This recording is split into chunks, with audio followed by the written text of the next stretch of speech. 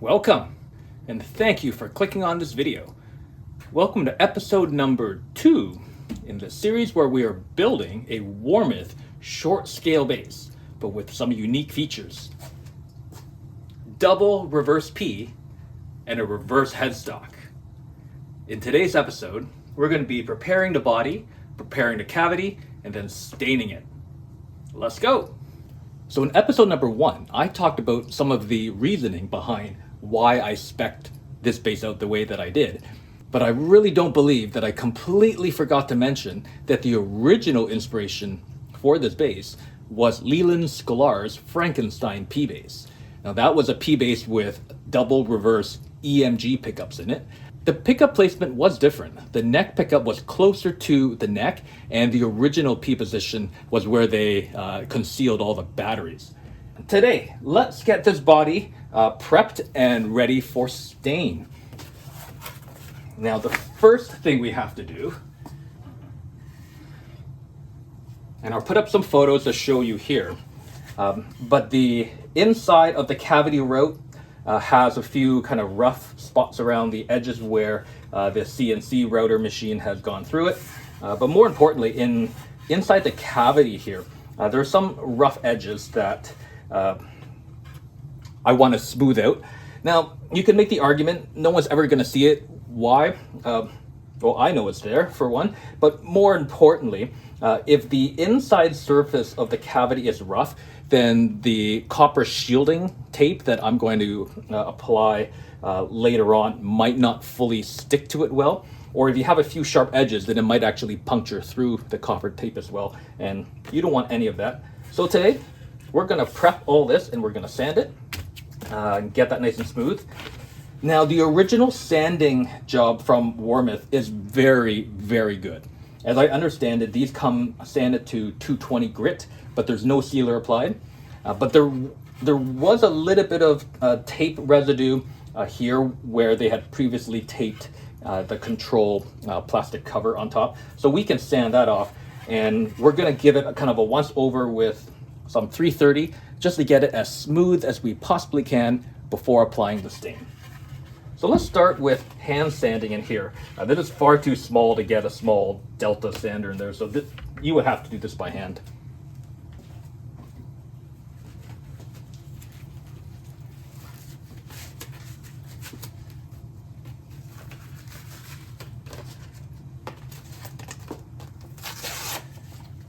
So I'm just gonna use some, this is 180.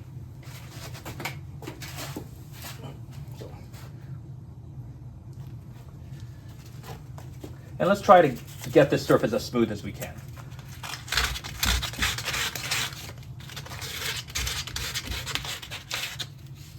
The grain runs this way, so trying very hard to stay with sanding along the direction of the grain.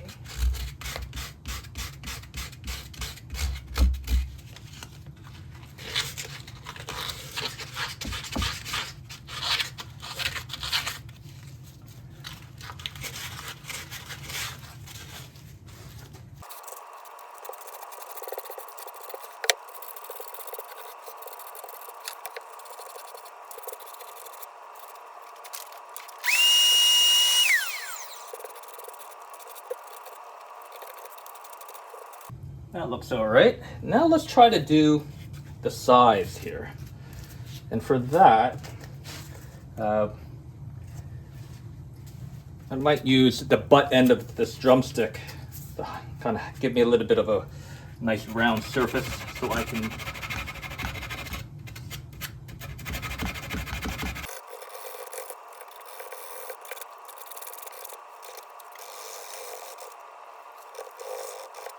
All right, those were the harder to reach places. Now I think I can do the rest by hand.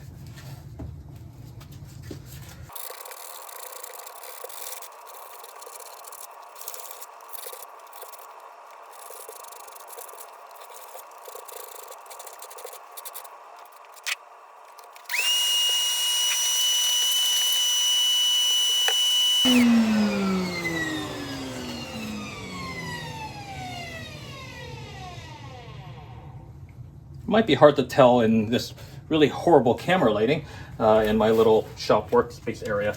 But those edges are smoother than they used to be. And again, it doesn't need to be perfect, but it just needs to be smooth enough for the copper shielding tape to not have anything puncture through it, and have a nice flat surface for it to adhere to. So I think that's probably okay.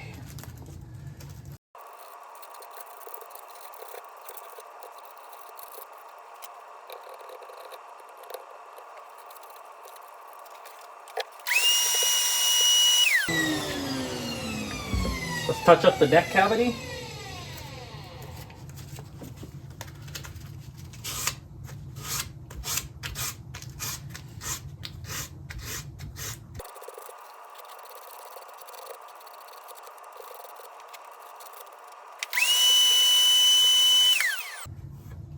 So that feels pretty smooth to my finger there.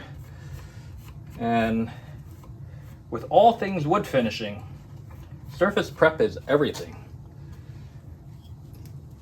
Now would be a good time for my disclaimer that I'm not a professional luthier, I'm not a professional carpenter or finisher, just a guy, just a bass player. But I do have some experience in finishing trim and staircases and floors and things like that in my own home. So maybe, I'm hoping, those skills translate into this type of work.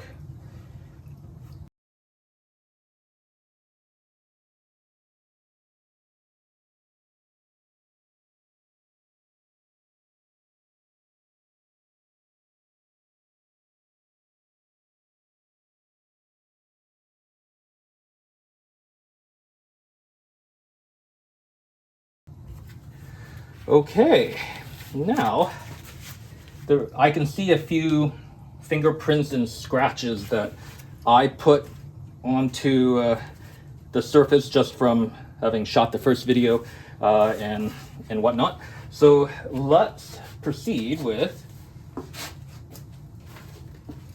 the 320. And I'm just gonna very lightly sand the top and the surface here.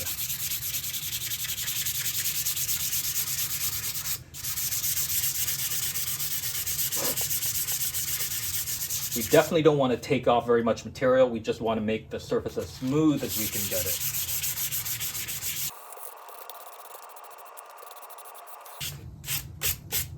So the grain's running this way, so that's the direction I'm sanding in, where I possibly can.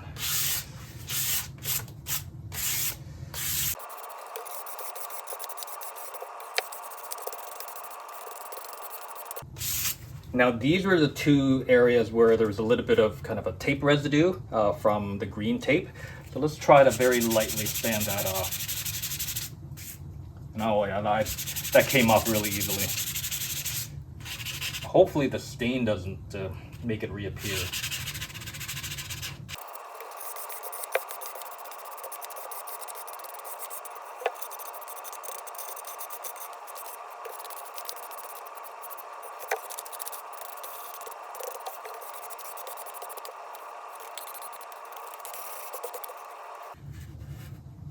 So I'm checking along with the with my bench light here, looking at whether or not there's still any areas that look like I've missed.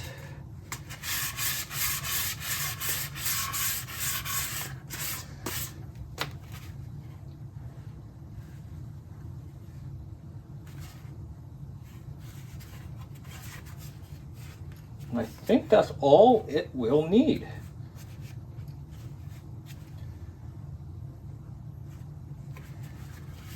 I think that looks pretty good. So let's vacuum that up, and then we'll clean this whole area up and get ready for stain.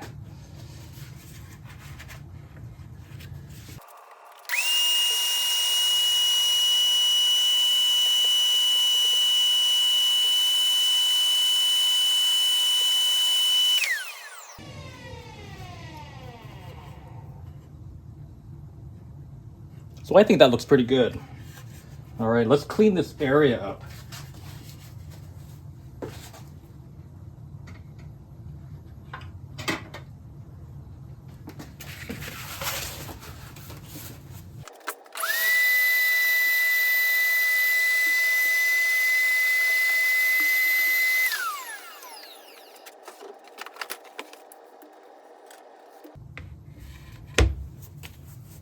So this is a clean rag. The rags I like to use, I just buy from Amazon and I buy them in bulk. You can just buy a bag of rags from your box store, hardware store. I just like how these feel because they're nice and soft.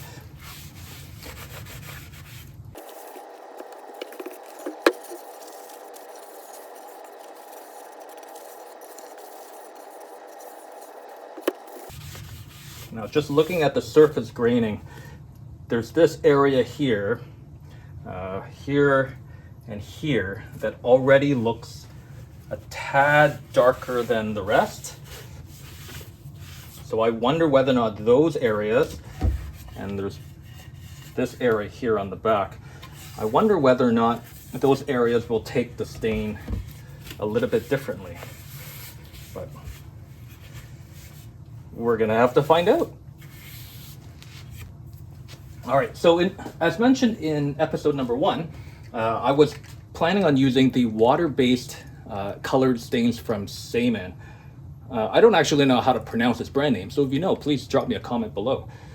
And the reason why I went with this is because the cleanup is very easy, unlike an oil-based stain where you need a well-ventilated area and you need to be able to dispose of your rags outside so they can dry so they don't catch on fire. Water-based stains are quite a bit easier to use than oil-based. You could make the argument that the oil-based stains end up with a better result.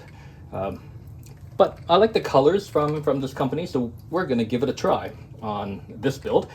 Now, the traditional teaching with using stains is to use a pre-stain conditioner, and this will allow the stain to absorb in a more even fashion. Now, for oil-based stains and for all the trim and interior work that I've been doing in my house, I've definitely found that using a pre-stain conditioner makes it go way easier, and the stain blotchiness is minimized as much as I think you possibly can. But I was using an oil stain for everything else in the interior of my house, and it really stinks. So if you don't like odor, oil-based products are not going to agree with you. But this water-based wood stain is advertised to not require any conditioner. So here on the instructions, it says no pre-stain or conditioner required. And no danger to the user or environment. It's uninflammable, super concentrated, and easy to use. So, and because I didn't believe them, I went and tried some scrap wood using a Behr branded pre-stained wood conditioner. This is water-based wood conditioner for a water-based stain. If you use an oil-based, this is oil-based conditioner for a water stain, you're going to find that it won't stick to each other. So I did try using the water-based conditioner with this, and sure enough, there wasn't a difference. So that being said, this way with less liquid applied, we don't have to worry about raising the grain quite so much. So we're just going to give this a good shake as it tells us to, and let's see what happens.